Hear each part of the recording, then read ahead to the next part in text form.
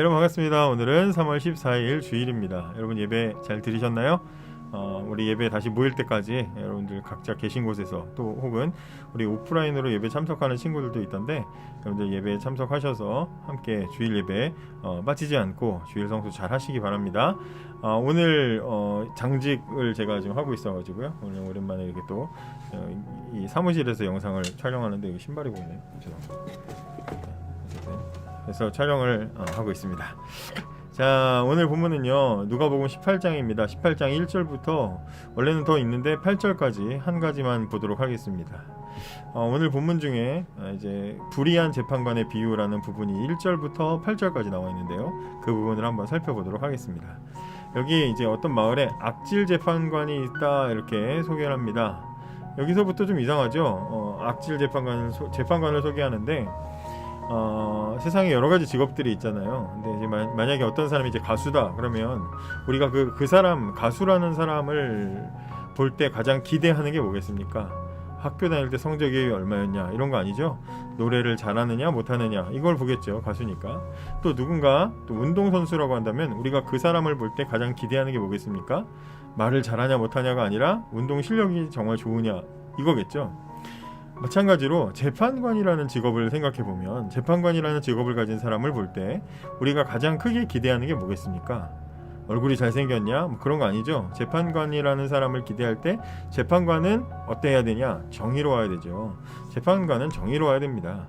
정의로움이라는 게 뭐예요? 부자든 권력자든 가난한 사람이든 뭐든 상관없이 세상이 두 쪽 나도 옳은 것은 옳고 아닌 것은 아니라고 아주 대쪽 같은 기준으로 판단할 수 있는 그런 정의로움, 그런 거 얘기하는 게 정의로움 아니겠습니까? 근데 오늘 이 비유에서 소개하고 있는 이 재판관, 예수님이 소개하시는 이 재판관을 보십시오. 이 사람이 어떻습니까? 2절에 보니까 어떤 마을에 하나님을 두려워하지 않고 사람들을 무시하는 재판관이 있었다는 거예요.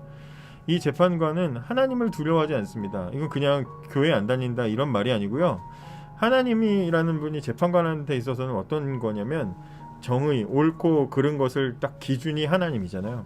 근데 이제 옳고 그른 그것을 판결할 때 이 사람은 하나님을 두려워하지 않기 때문에 옳고 그른 것이 때마다 달라진다는 거예요. 어떤 때는 이게 옳고 또 어떤 때는 또 그게 틀려요. 상황에 따라서 지 멋대로 판결하는 그런 사람이라는 얘기예요. 또 누군가가 억울한 누명을 써서 슬퍼하고 힘들어하고 있을 때 도와줘야 된다. 우리가 최근에 무슨 뉴스에 보면 말도 안 되는 정말 슬픈 기사들 있잖아요.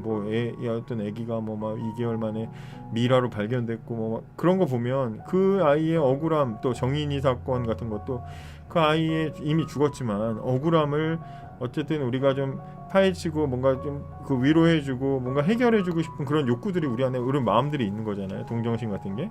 근데 이 재판관은 그런 게 없었다는 거예요. 그 사람이 억울해서 죽든지 말든지 그냥 자기가 하고 싶은 대로 그냥 그렇게 죄를 판단하는 그런 악질 재판관이라는 거예요. 그래서 예수님 6절에 이 재판관을 불의한 재판관이라고 그렇게 말씀하십니다.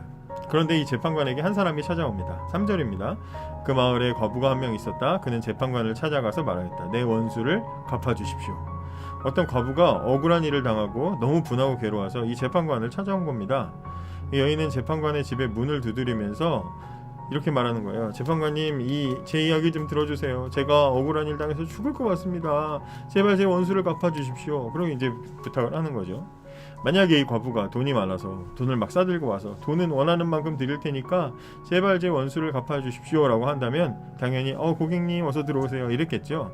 근데 이 사람은 불의한 재판관이라고요. 그러니까 이 과부라고 하는 설정 자체도 그래요. 과부라는 것은 당시에는 가장 가난한 사람이 가장 가난하고 불쌍한 사람의 어떤 대명사가 고아와 과부였거든요.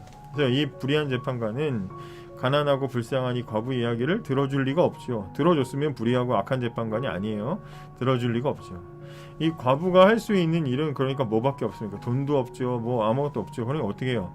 끈질기게 문 두드리는 거예요. 제발요, 열어주세요. 두드리는 것밖에는 못하는 거예요.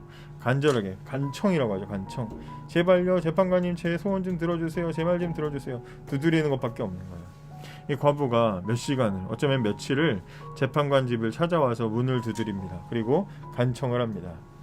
처음에는 한동안 말을 들어주지 않았죠. 이 재판관도 뭔 소리야, 내가 왜 당신을 왜 도와줘야 돼? 이렇게 생각하고 무시했던 재판관도 이 여자가 뭐 하루가 멀다 하고 찾아오는 거예요. 계속해서 밥 먹을 때도 찾아와서 재판관이 밥이 막 코로 들어가는지 뭐 모르겠고, 화장실 가서 이렇게 좀 편안하게 돌코락스 앉으려고 하면은 막 또 재판관님 막 이러면서 또 깜짝 놀라서 쑥 들어가고 막 그런 답답한 거예요.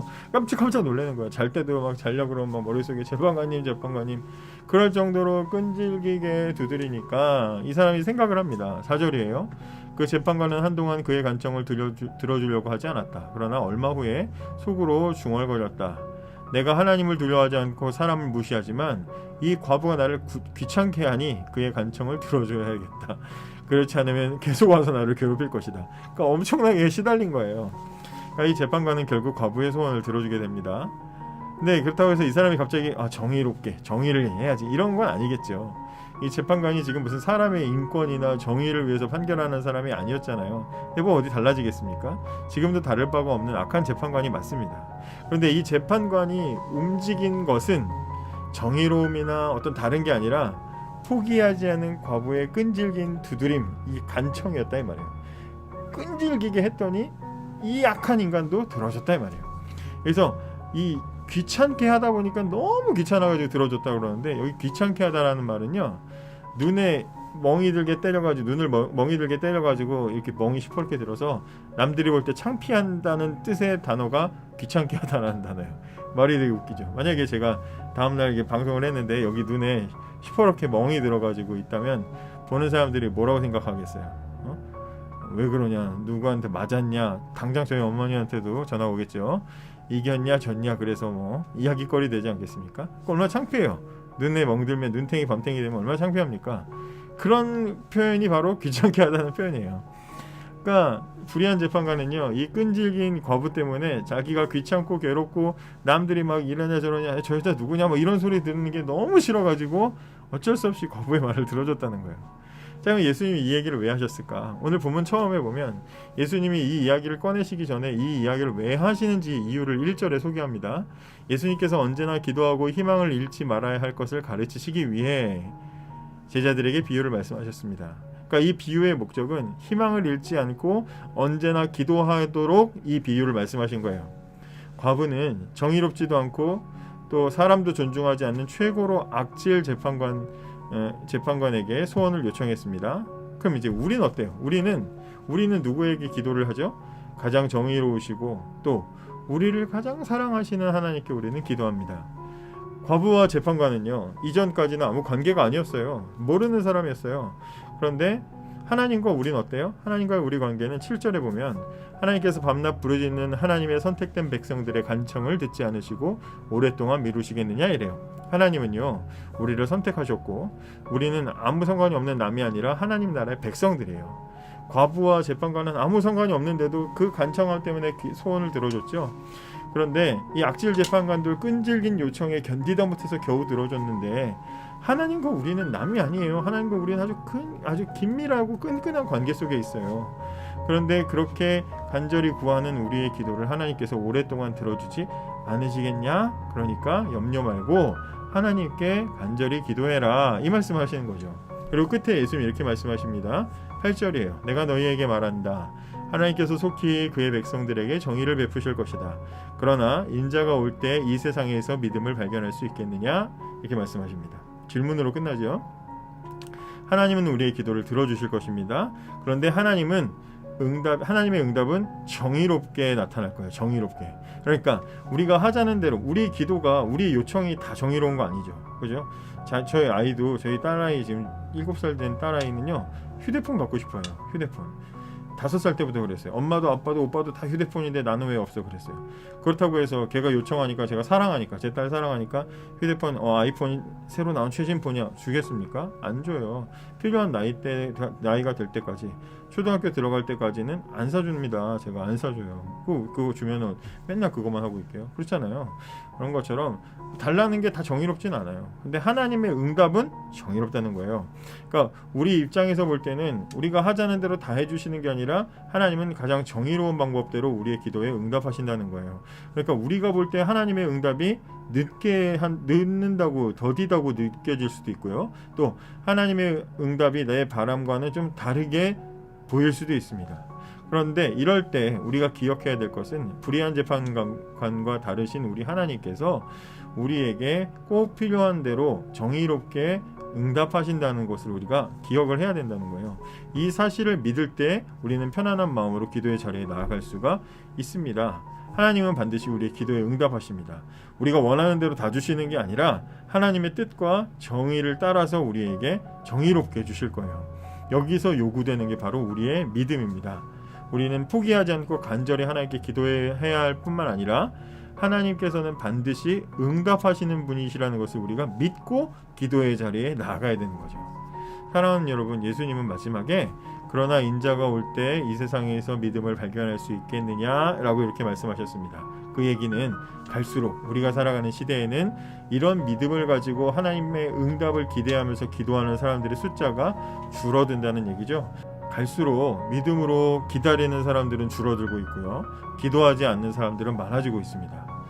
그런데 이럴 때일수록 하나님께서 우리의 기도를 들으시는 줄을 우리는 믿어야 되는 거죠.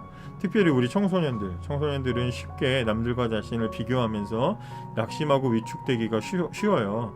누구는 잘 나가고 잘생기고 멋지고 많고 잘하는데 나는 왜 이렇게 못할까, 안 될까, 이렇게 부정적인 생각을 가지기 쉽거든요. 이럴 때 마음대로 잘 되는 거 없어서 답답하고 맨날 한숨 쉬고 고개 숙이고 그렇게 방에서 처박혀가지고 나오지 않을 때 그럴 수 있어요. 그럴 때 이 비유가 필요한 거예요. 우리의 기도를 들으시는 하나님이 계십니다. 우리 기도에 정의롭게 응답하시는 하나님이 계시다는 거죠. 불의한 재판관도 끈질긴 것 때문에 귀찮아서 응답했는데 우리를 사랑하시고 너무나 정의로우신 하나님께서 우리가 기도하는데 가만히 계실 리가 있겠어요? 응답하지 않으시겠습니까? 대답이 더 늦거나 더딜 리가 있겠습니까? 그렇기 때문에 우리의 기도를 반드시 응답하시는 하나님을 믿으시고 기도의 자리에 당장 나아가시기 바랍니다. 오늘도 우리의 기도를 들어주시는 하나님이 계셔서 참 좋은 주일입니다. 감사합니다.